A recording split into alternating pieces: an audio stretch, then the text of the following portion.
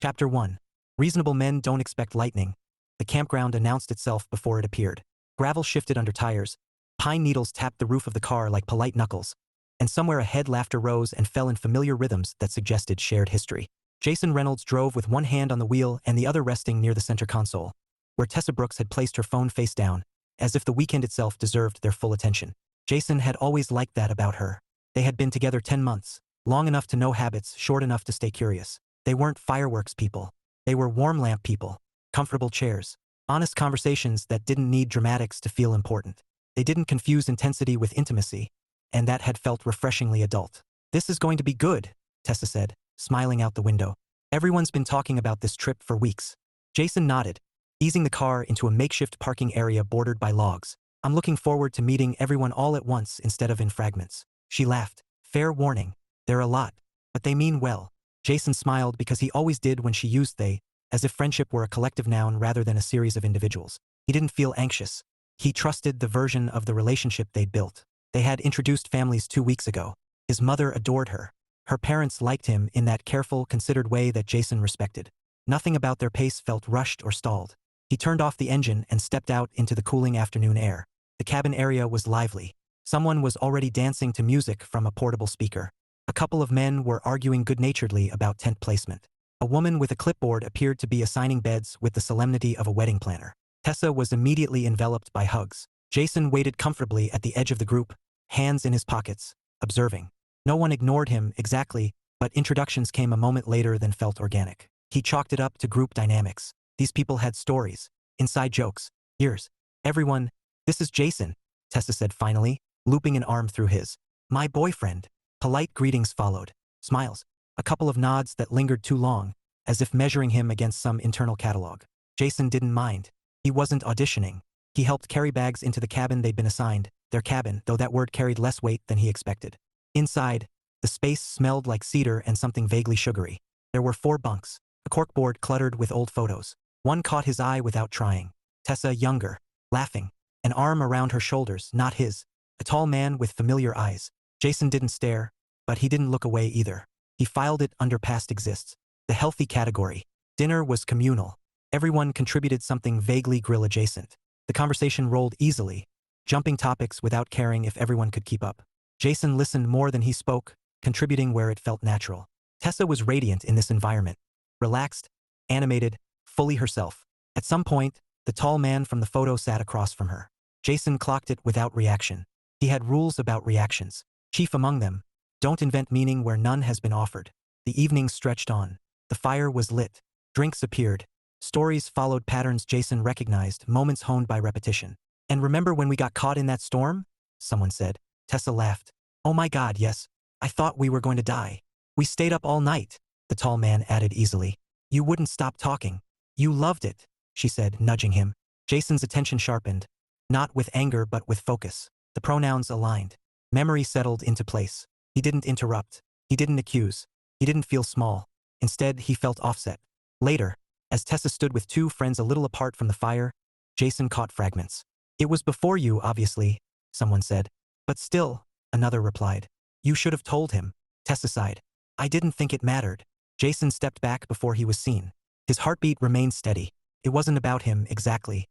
It was about the empty space where information should have been. About discovering not that she had a past, everyone did, but that her past had front-row seating in her present. He walked to the cabin without hurry. He packed methodically, folded clothes, placed shoes carefully. He sat on the edge of the bed and wrote a note in pen, hands steady. "Tessa, I'm not angry. I was surprised, and I'm choosing not to make that anyone else's problem. I don't compete with history, and I don't stay where I'm asked to reinterpret my own feelings. I needed space, and this felt like the respectful way to take it." Jason, he left it where she would find it. The drive out was quiet. Pines receded. Gravel smoothened into road. Jason thought of his grandmother, her hands dusted with flour, her voice calm and certain. "People don't get to tell you how to feel," she'd said. "They only get to tell you how they feel." Jason smiled once, sadly. Reasonable men didn't expect lightning, but they did expect clarity, and he had chosen it. Chapter 2. The past has better seating. By the time Tessa noticed Jason's car was gone, the fire had collapsed into a quieter version of itself. Flames still flared now and then, but mostly it glowed. A low, persistent heat that suggested the party portion of the evening had ended. Someone was roasting a marshmallow with unnecessary precision. Someone else was arguing that all whiskey tasted the same after the second pour. Tessa stood from the log she'd been sitting on and scanned the clearing, her first assumption practical rather than emotional. Maybe he'd gone to grab something from the cabin. His jacket. The bug spray he'd insisted on bringing even though no one else had thought it necessary. Jason was thoughtful in ways that rarely demanded attention. She smiled faintly and turned toward their cabin. The smile didn't last. The door was shut, the light on. Her chest tightened in a way that felt unfamiliar enough to make her pause. She knocked once, then pushed the door open, her name already forming on her lips. Jason. The room was too neat. Not sterile, just intentional. His duffel bag was gone. The top bunk, stripped. His shoes were missing from the corner where he'd lined them up. Her eyes found the folded piece of paper on the small table. She didn't open it right away. She stood there for a second too long, listening to the sounds outside. Laughter drifting, the crackle of wood, the wind moving through trees without asking permission. Then she unfolded the note. She read it once, quickly, then again, slower. By the third time, the words had changed shape, not in meaning but in weight. There was no accusation, no melodrama, just an evenness that unsettled her more than anger would have. Bills of rationalization rose instinctively, each one demanding airtime. It didn't matter anymore. It was before him. He didn't ask. They all stalled out before fully forming. Tessa sat on the edge of the bed and pressed the heel of her palm into her forehead. She'd built an entire internal argument for a conversation Jason had opted not to have. That alone told her something. Outside, footsteps approached. Someone knocked lightly. "Hey, Tess? Everything okay?" She opened the door to find her friend Mira, eyebrows already drawn tight with concern. "He left," Tessa said, surprised at how steady her voice sounded. Mira blinked. Left. Tessa handed her the note. Mira read it carefully twice the same way Tessa had. When she looked up, her expression had shifted from concern to something closer to grim respect. "Well," she said slowly, "he's not wrong." Tessa frowned. "Mira? I'm not saying you did something malicious," Mira interrupted gently. "I'm saying this was predictable." "Predictable how?" "You brought him into a group where your ex is basically furniture and never mentioned it." She handed the note back. "That's a blindside. Jason's allowed to react to that however he wants. I didn't think it mattered anymore, right?" "You didn't." The silence stretched. Tessa hated that Mira wasn't angry on her behalf. She hated that she wasn't wrong. "Where would he even go?" Tessa asked. Mira shrugged. "Home." That answer lodged somewhere sharp. Jason didn't turn the radio on until he hit the highway. The road out of the campground was narrow and dim, lit only by his headlights and the occasional reflective marker. He drove with both hands on the wheel, posture relaxed, breathing slow. If anyone had been watching closely, they might have mistaken his calm for detachment. It wasn't. He replayed the moment the realization had settled. Not when he saw the photo, not even when the stories overlapped, but when he heard that offhand you should have told him. That was the pivot point. The confirmation that someone, somewhere, had known clarity was owed and chosen against it. He wasn't interested in villains. He didn't need one. His phone buzzed once on the passenger seat. He ignored it. A second time. Then a third. At a red light that seemed to exist only to test patience, Jason picked up the phone and glanced at the screen. "Tessa, please call me." He exhaled through his nose, set the phone back down, pulled through the intersection when the light changed. There was a particular exhaustion that came from having to defend your interior life. Jason had learned early that he didn't want to spend energy on people who required him to explain why his boundaries counted. His grandmother's kitchen appeared unbidden in his memory. Sunlight on old countertops, the smell of yeast and cinnamon in the air. He could hear her laugh when he tried to rush something that couldn't be rushed. "Feelings are like dough," she'd said, tapping his knuckles lightly. "If you force them, you ruin the texture." Jason smiled, just a little. Back at the campground, Tessa fought the urge to follow him. She'd opened the note again, reading it as if new words might appear. Instead, she went back to the fire. The ex, Mark, looked up when she approached, reading something in her face. "Hey," he said carefully. "Everything okay?" She studied him for a beat longer than necessary. Once, she'd known the exact curve of his moods. Now he felt like a well-preserved artifact, recognizable but no longer relevant. "Jason left," she said. Mark's eyes flicked, briefly, to the cabin area. "Oh, yes. Oh." A friend nearby frowned. "Why?" Tessa held the note up. "Because I didn't tell him Mark was coming." "That you," she gestured around. "That this existed." The group absorbed that in stages. Some looked uncomfortable, others defensive. "He's being kind of dramatic," someone muttered. "You didn't do anything." Tessa shook her head, more tired than angry. "No, I did something. I decided something for him." "She didn't think," Mark started. "Don't," Tessa cut in sharply, surprising them both. "This isn't about you defending me." Mark nodded, chastened. Mira leaned in. "Do you want to go after him?" Tessa stared into the fire. Flames bent and straightened with the breeze. "No," she said finally. If I chase him now, I'll be trying to fix my discomfort, not his. That realization sat heavy but true. Jason pulled into the all-night gas station near the highway exit and parked under a flickering light. Inside, the place smelled like burnt coffee and floor cleaner. He filled a cup anyway, added too much cream, and leaned against the counter while the clerk rang him up without curiosity. Outside, he took a sip and stared at the road stretching ahead. Home was an hour away. Tomorrow existed. So did the awkward conversations he'd opted out of tonight. His phone buzzed again. This time, he read the message. Tessa, I understand why you left. I didn't give you the information you deserved. I'm not trying to argue. I just wanted you to know that. Jason typed, erased, typed again. Jason, thank you for saying that. He didn't add anything else. Not because he was cold, but because he was finished for the evening. He tossed the empty cup in the trash and got back in the car. The past, he thought as he pulled onto the road, always seemed to get better seating. He intended to choose differently. Chapter 3. A man who knows when to leave. The first thing Jason did the next morning was open his windows. Spring air poured in with its particular kind of honesty. Cool, bright, unapologetic. It carried the faint sound of traffic and birds that didn't care about interpersonal nuance. Jason stood there in sweatpants and an old t-shirt, hands on the sill, letting the air move through the apartment as if it could sweep up the residue of the night before and take it with it. He hadn't slept badly. That surprised him. He'd expected the restless inventory of regrets, the mental cross-examination of every moment that could be misfiled as missed opportunity. Instead, sleep had come cleanly, like his mind recognized a completed action. Jason made coffee. Black. Drank it standing up. He checked his phone, not because he was hoping for something, but because avoidance felt theatrical. There were 3 messages from Tessa, sent across the space of the night and early morning. He read them in order. I'm sorry I didn't tell you. I see now that it wasn't fair to assume you'd be okay with it. I don't want to push, but I do want to talk when you're ready. Jason set the phone down on the counter and leaned back against it, crossing his arms. There it was, the instinctive part of the conflict that had always bothered him. Not the apology itself. Tessa wasn't rehearsed, wasn't defensive.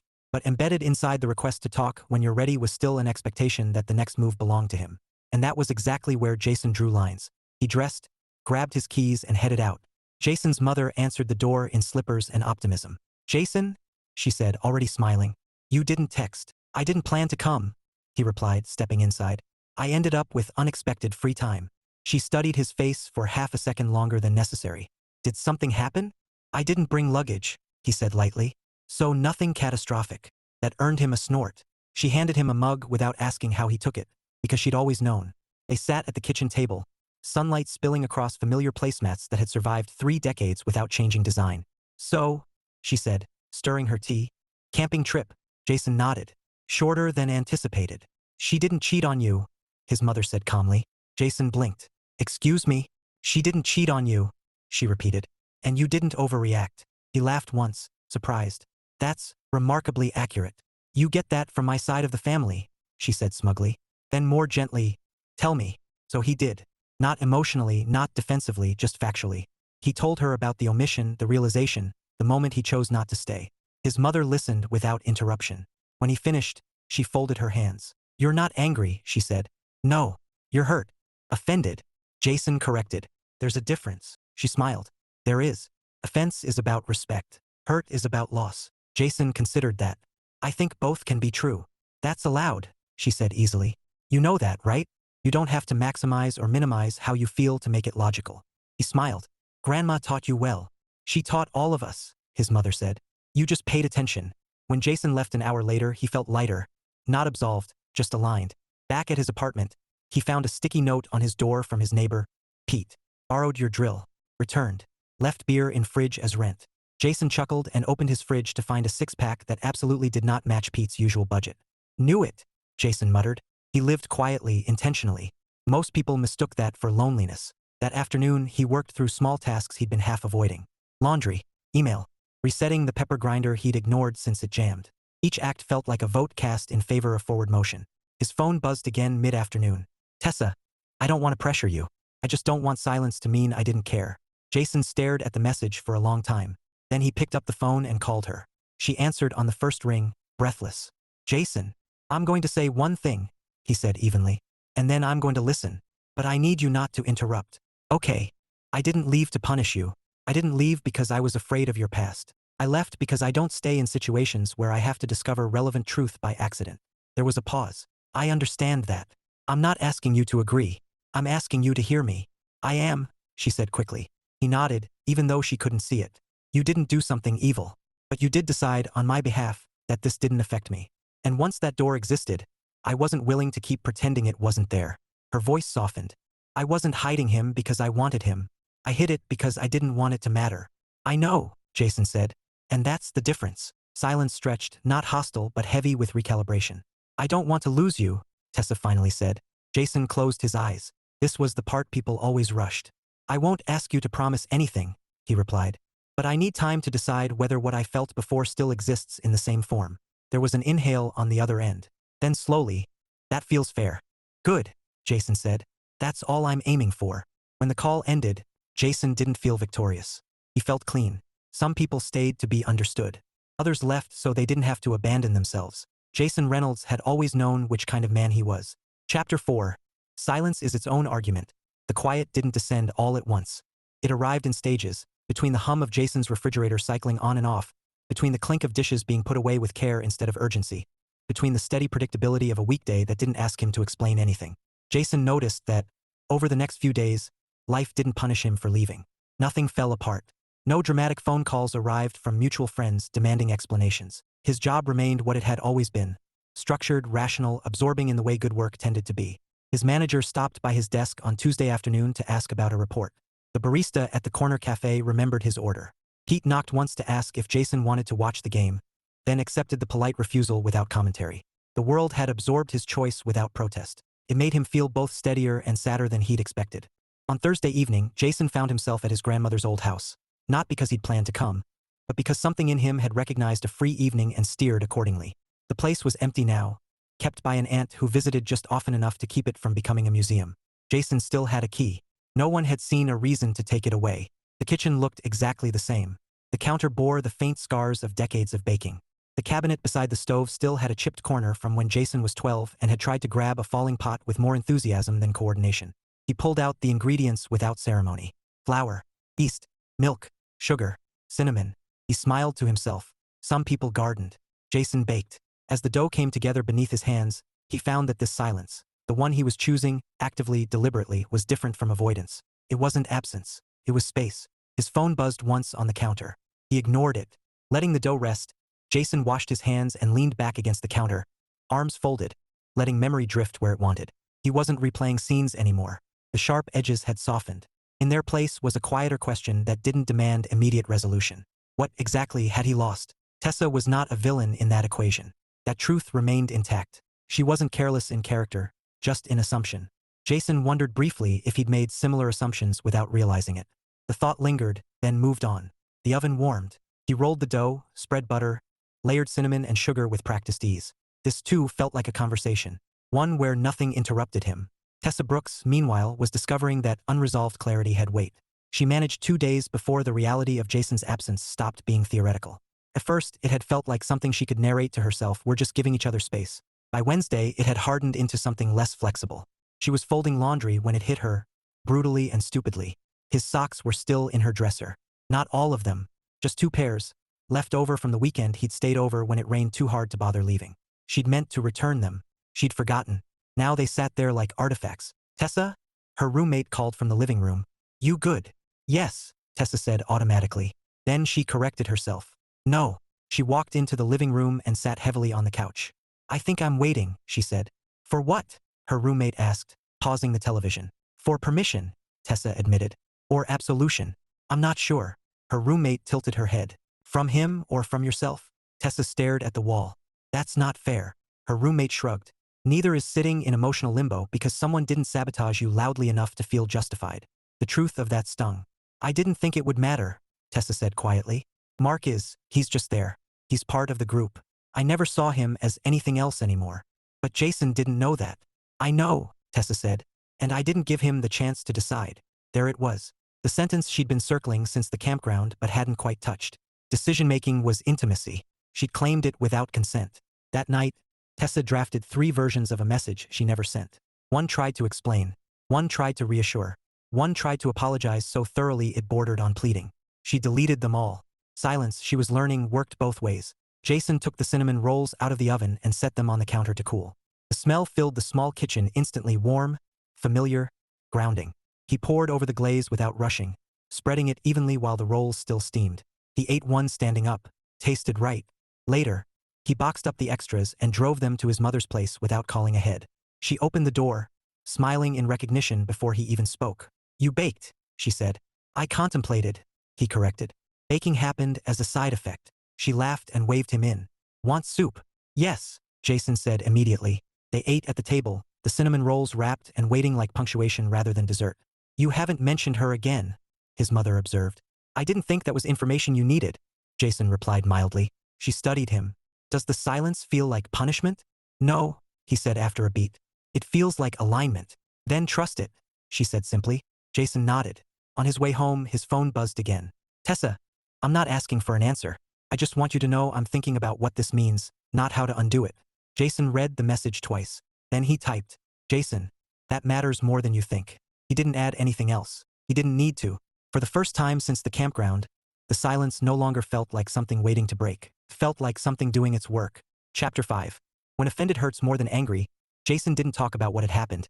And that, more than anything, surprised the people who knew him well enough to expect commentary. Anger was loud.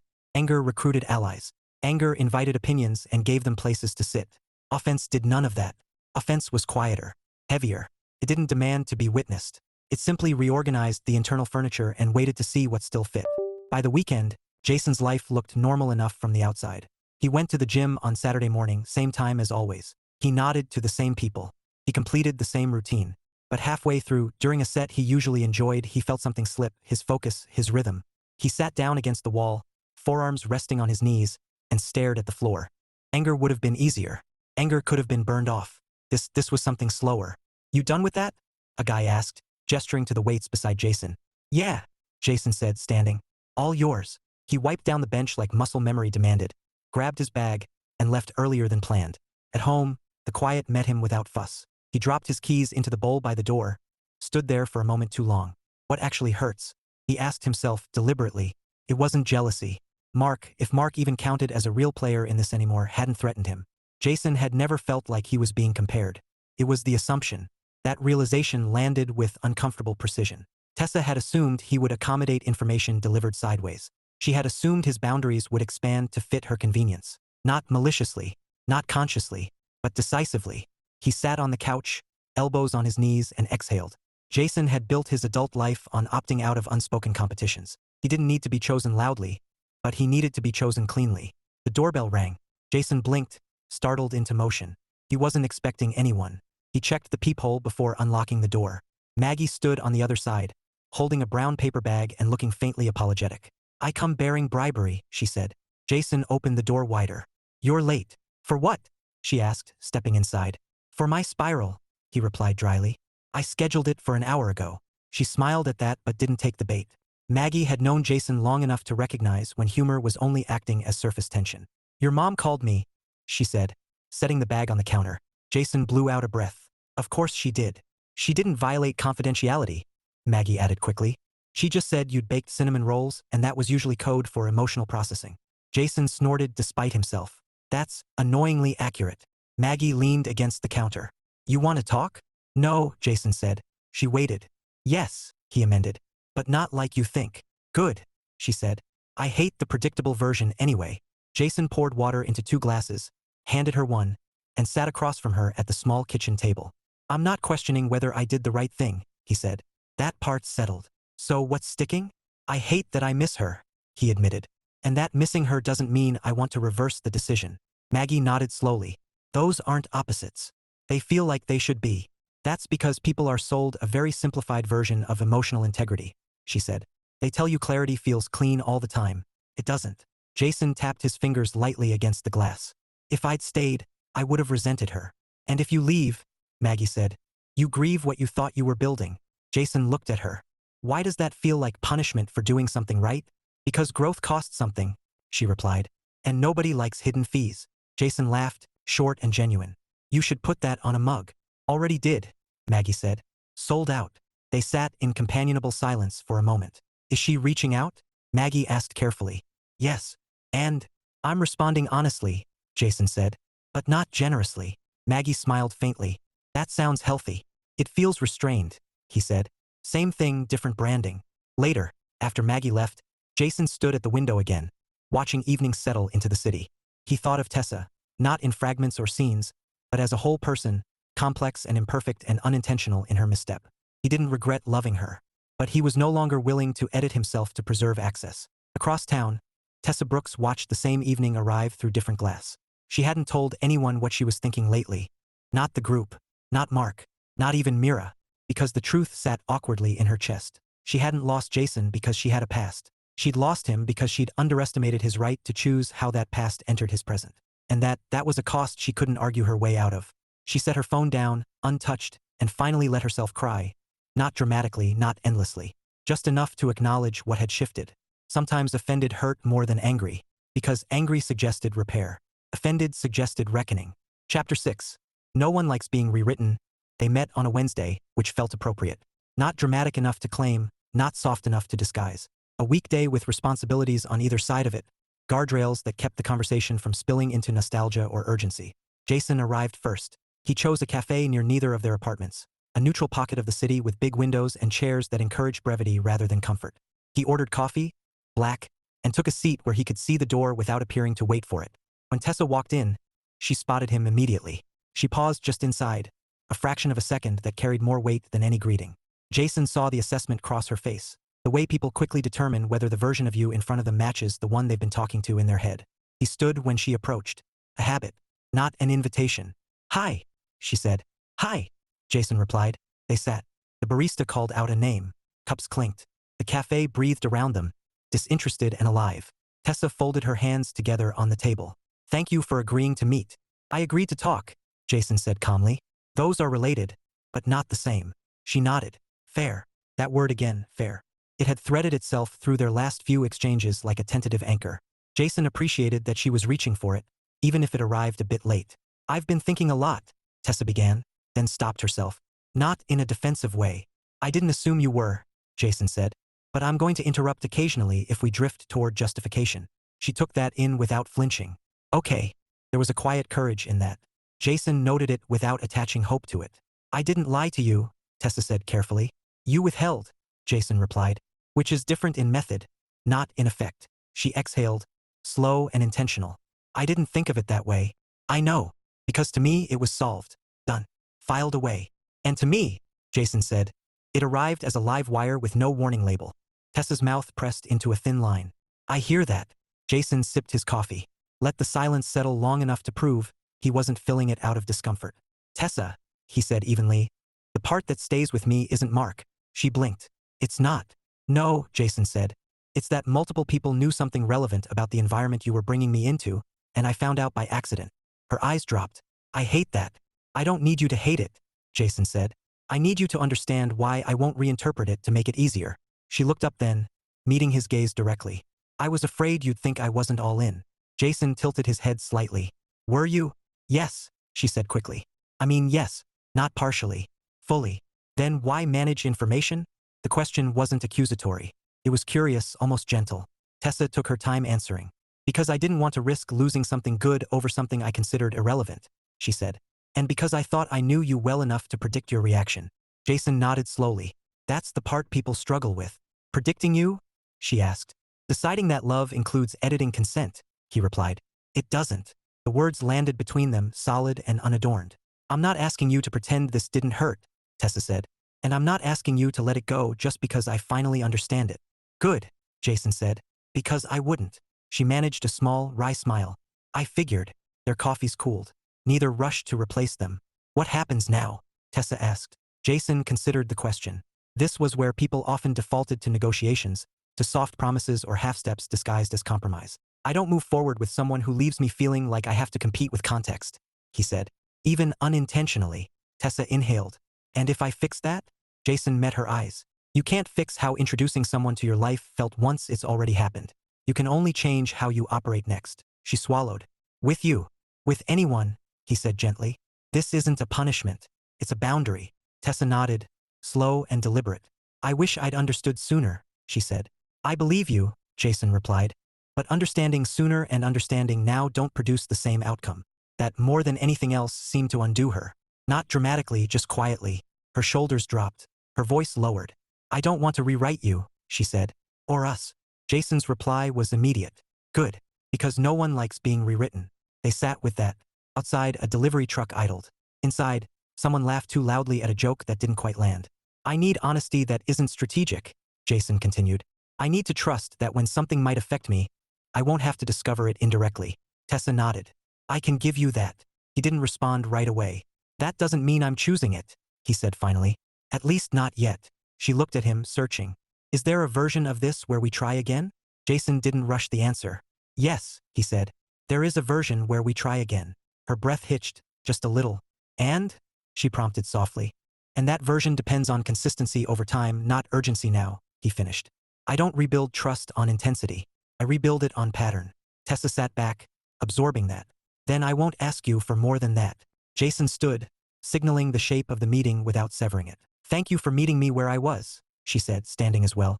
Thank you for not arguing with where I landed, he replied. They did not hug. They did not promise. They did not say we'll see. They said goodbye with a shared understanding that clarity didn't always come with closure, but it did come with dignity. As Jason stepped back into the street, the city felt wider somehow. Not lonelier, just honest enough to move through without dodging himself. Chapter 7. Clean breaks and cinnamon rolls. By the following week, Jason had settled into a rhythm that surprised him with how quickly it felt like his own. Not new, just recalibrated. He woke earlier, not with urgency, but with intention. His mornings stretched instead of snapping into motion, and he found he liked the quiet competence of moving through them alone. Coffee, a short walk, emails answered without an undertone of waiting for someone else's response to color the mood of the day. He hadn't texted Tessa since the cafe. Neither had she. That too told him something. On Saturday morning, Jason woke with the distinct and unreasonable urge to bake. Not because he was emotional, he'd learned to spot that impulse, but because the week had been productive in a way that deserved punctuation. Cinnamon rolls, he decided, were a form of punctuation. He set the playlist low, sleeves pushed up, hands moving with practiced ease. Flour dusted the countertop. Dough came together slowly, deliberately. There was no rushing in it, no sense of trying to extract comfort from routine. He simply enjoyed the process. Midway through the second rise, his phone buzzed. A message from Pete. You busy? Emergency. Jason frowned, wiped his hands, and replied. Define emergency. There was a pause. Then, I may have volunteered you without asking. Jason sighed, smiled despite himself. Where and why? Community center bake sale. They think you're bringing those rolls. Jason glanced at the dough. Still rising. Still forgiving. I hate you, he typed. Then, after a beat, what time? The community center smelled like coffee, laminated flyers, and well-meaning chaos. Jason set down 2 large trays of cinnamon rolls on a folding table already crowded with brownies, cookies, and something labeled experimental banana bread. A woman with a clipboard appeared instantly. You must be Jason, she said. He nodded. I assume Pete oversold me. She grinned. He said you bake with intention. Jason winced. That's unfortunate phrasing. She laughed and waved him toward an empty chair. Stay if you'd like. We're short on volunteers. Apparently most people don't enjoy spending their Saturdays wrangling baked goods for charity. Jason looked around. The stakes were low. The company unassuming. Sure, he said. I can stay. An hour later, he found himself laughing at a joke he hadn't heard fully, helping a kid count change, and explaining, firmly but politely, that no, a $10 bill did not entitle anyone to 3 trays worth of cinnamon rolls. They're popular, a voice said beside him. Jason turned to find a woman holding a clipboard of her own, her smile easy rather than evaluative. So I've been informed, he said. I'm considering charging rent. She chuckled. I'm Natalie. I run programming here, which frequently involves apologizing for overcaffeinated volunteers. Jason, he replied. I bake because it's cheaper than therapy. Natalie laughed again, warm, unguarded. That tracks. They worked side by side easily after that. No forced conversation. No narrative pressure. Just a few exchanged observations. Shared looks when the experimental banana bread was politely declined for the 5th time. At one point, she leaned in slightly. Did Pete tell you why he volunteered you? Jason raised an eyebrow. I assumed he lacked survival instinct. He said, she continued, that you're someone who shows up without needing credit. Jason paused, considered that. That might be the nicest thing anyone said about me while actively exploiting me, he replied. She smiled. I'll let him know. When the sale wrapped up, Jason packed the empty trays, hands dusted with sugar and something like satisfaction. Thanks for staying, Natalie said. You didn't have to. I know, Jason said. But I wanted to. She studied him, not appraising so much as curious. If you ever want to bake for the center again, we wouldn't object. I'll consider it, he said, on the condition that banana bread stop being called experimental. She laughed. No promises. They exchanged numbers casually, no ceremony, no subtext heavy enough to trip over. Jason left with lighter hands and a fuller sense of something unnamed but welcome. Later that evening, he set the last pan to soak and leaned against the counter, arms folded, phone face down beside him. He thought of Tessa, not with longing, but with clarity that had finally settled into place. She hadn't contacted him. He hadn't reached out. The quiet no longer demanded interpretation. Sometimes a clean break wasn't loud. Sometimes it was just mutual acknowledgement that the shape of something had changed. His phone buzzed. Natalie, thanks again for today. The kids are already asking if Cinnamon Roll Guy is permanent staff. Jason smiled. Jason, only if the title comes with benefits. Natalie, free coffee and the right to loudly object to banana bread. Jason, I'm listening. He didn't overthink it. He didn't project. He simply replied, then returned to his evening. Before bed, he pulled out his grandmother's old recipe card, the one with flour smudged into the corners, her handwriting looping and assertive. He traced the words lightly and smiled. Some lessons stayed. Not every ending needed salvaging. Some things, once released, made room for exactly what you hadn't known you were ready for yet. Chapter 8. The right kind of complication. Jason did not think of Natalie for the first 10 minutes after he woke up, which he considered progress. The second 10 minutes were less disciplined. He lay on his back, one arm flung over his head, watching sunlight trace the edge of his ceiling fan as it spun lazily. His phone sat face down on the nightstand, obediently silent. He hadn't checked it before bed. He hadn't told himself not to check it. He'd simply gone to sleep. That, more than anything else lately, felt new. When he finally rolled out of bed, it wasn't with the anticipatory buzz of waiting for a message. It was with the grounded sense of having chosen what the day would contain before it began. Coffee, groceries, a run he'd promised himself he'd stop postponing. He poured his coffee, opened the fridge, and smiled faintly at the empty shelf where cinnamon rolls no longer lived. The bake sale had done its job. As he laced his shoes, his phone buzzed. Not insistently, not urgently. Just once. Natalie, I'm attempting to recreate your cinnamon rolls. This may qualify as a public safety issue. Any advice? Jason laughed out loud, the sound surprising him with its ease. Jason, step 1. Accept that the dough moves at its own pace. Natalie, this explains a lot about my life. Jason paused for half a second, not to calculate, not to perform triage, but to notice something about the feeling under his ribs. It wasn't nerves. It was curiosity. Jason, if it helps, the center kitchen is always open to supervised experiments. Natalie, is that an offer or a warning? Jason, yes. They met at the community center that afternoon, not because they'd planned a date and not because either of them felt pressure to define it prematurely. Natalie had supplies. Jason brought dough. The kids were, allegedly, occupied elsewhere. This feels like a setup, Natalie said as she unlocked the kitchen. Jason set the bowl down. That's because it is, but not a romantic one. A culinary one. I fear both, she said solemnly. They worked side by side comfortably, trading small observations the way people did when they weren't trying to impress. Natalie admitted she baked under duress. Jason confessed he'd once ruined an entire batch by getting distracted mid-rise. You? She said skeptically. Mr. Intention? Especially me, Jason replied. Confidence is dangerous. At some point, flour ended up on Natalie's cheek. Jason noticed it politely and then, just as politely, told her. You've got, he gestured. She wiped, missed entirely. Other side. She tried again, still wrong. Jason hesitated, then reached out. Slow enough to allow refusal, close enough to offer choice, and brushed his thumb lightly across her skin. There, he said. Neither of them froze. Neither of them escalated.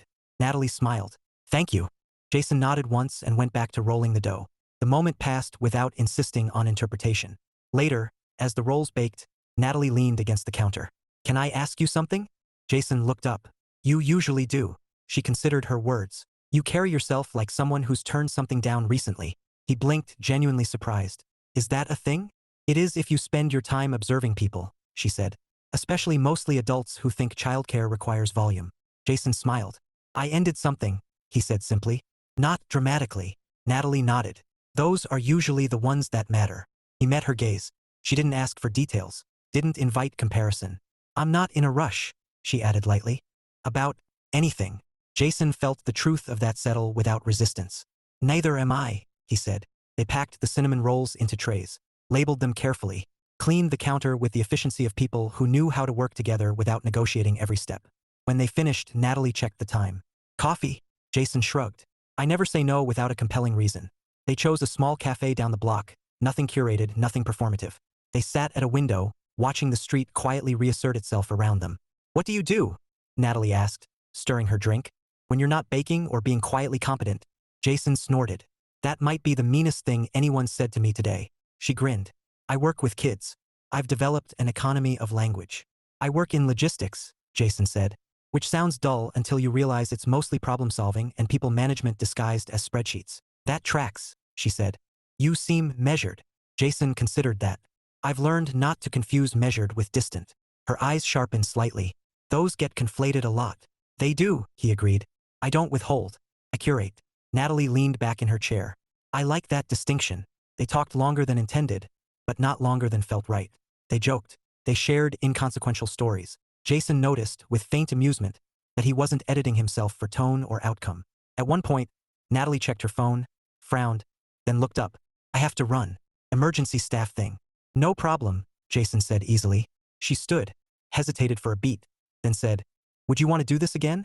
Not the emergency. The rest. Jason smiled. Yes, I would. Not as negotiation. A statement. She smiled back. Good. Later that night, Jason sat on his couch, shoes kicked off, the city humming just beyond his windows. His phone buzzed once more. Tessa, I hope you're well. Jason read it without a spike of emotion, which felt like its own answer. Jason, I am. I hope you are too. He set the phone down and didn't wait to see if it lit up again. Somewhere in the city, Natalie was likely wrangling schedules or defusing small crises with steady humor. Somewhere else, Tessa was recalibrating her understanding of what honesty required. Jason leaned back, hands folded over his stomach, and smiled faintly. The right kind of complication he was learning didn't demand you abandon yourself to make space for it. It made room alongside you, quiet, mutual, and entirely chosen. Chapter 9. All in is quiet. Jason learned, over the following weeks, that consistency was louder than intensity ever had been. There were no grand gestures, no late-night confessions shaped like tests. What arrived instead were smaller things, repeated often enough to matter. Messages that didn't require translation. Time that didn't feel borrowed from something more important. A growing sense that nothing about the present was competing with the past. He and Natalie fell into an easy cadence. Coffee after work once a week, volunteering on Saturdays when their schedules aligned, occasional dinners that felt less like dates and more like extensions of conversations neither of them wanted to rush. Jason noticed how she listened. Not the performative kind of listening that waited for a turn, but the anchored kind that stayed even when the topic didn't point back to her. When he talked about work, she asked questions that suggested curiosity rather than assessment. When he mentioned his grandmother, she didn't interrupt the memory with her own. She let it stand where it was placed. You don't feel silence, he told her one evening as they walked back from the community center. I don't feel obligated to, she replied. Silence usually means something's still forming. Jason smiled at that. You're good at letting things form. I had to learn, she said. I used to think immediacy was the same as care. He glanced sideways at her. What changed? Experience, Natalie said easily. And boundaries. Mostly boundaries. The words settled between them comfortably. It was nearly a month after the camping trip when Jason ran into Tessa again.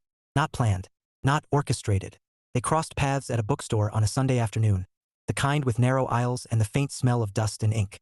Jason noticed her first, standing in the aisle marked essays, hair pulled back, scanning spines with familiar focus. He felt the recognition pass through him without charge. Tessa, he said. She turned, surprise flickering into something warmer and steadier. Jason. Hi. They stood there for a moment, the quiet mutual and unstrained. You look well, she said. I am, Jason replied. You do too. She nodded. I've been learning some things. He smiled faintly. So have I. A beat passed, not heavy, not expectant. I wanted to thank you, Tessa said softly. For what? For not letting me explain myself into comfort, she said. You didn't need to, and I needed to sit with that. Jason considered her, then inclined his head. I'm glad it landed that way. I hope you're happy, she added. I am, he said, not as a counterpoint, as fact. They wished each other well without ceremony and walked in opposite directions, the moment clean in a way that felt earned. Jason found a bench near the back of the store and sat for a moment, letting the encounter settle. There was no ache, no nostalgia that tugged at him, only clarity. Later that evening, Natalie sat cross-legged on his couch, flipping through a record he'd half forgotten he owned. Do you actually like this, or are you emotionally attached to the era where you acquired it? She teased. Jason laughed. That's an unfair question. Answer it, she insisted. He leaned back thinking. Both. Acceptable, she said, placing it back carefully. Marginal, but acceptable. They ordered takeout and ate it straight from the containers, knees knocking occasionally, neither of them apologizing. Conversation drifted easily, from mundane annoyances to plans that weren't quite plans yet, more like possibilities left uncapped. At one point, Natalie rested her head against his shoulder without warning. Jason paused, Not because it startled him, but because it didn't. You okay? She asked, sensing the stillness rather than the hesitation. Yes, he said simply. He shifted slightly, fitting himself to the moment instead of interrogating it. She smiled and stayed there. Jason thought briefly of his grandmother's kitchen, the deliberate way she taught him that care wasn't loud, that patience often looked like restraint. All in, he realized, didn't announce itself. It showed up, repeatedly, without needing to be confirmed. Natalie glanced up at him. What are you thinking about? Cinnamon rolls, he said automatically. She laughed. Of course you are. And this, he added. Us. The way nothing feels like it's asking me to be someone else. Her expression softened, not possessive or triumphant, just present. That's kind of the point. Jason nodded. He didn't need to promise forever. He didn't need to compete with ghosts or negotiate his own instincts. He was already where he'd chosen to be, and for the first time that choice felt both quiet and complete.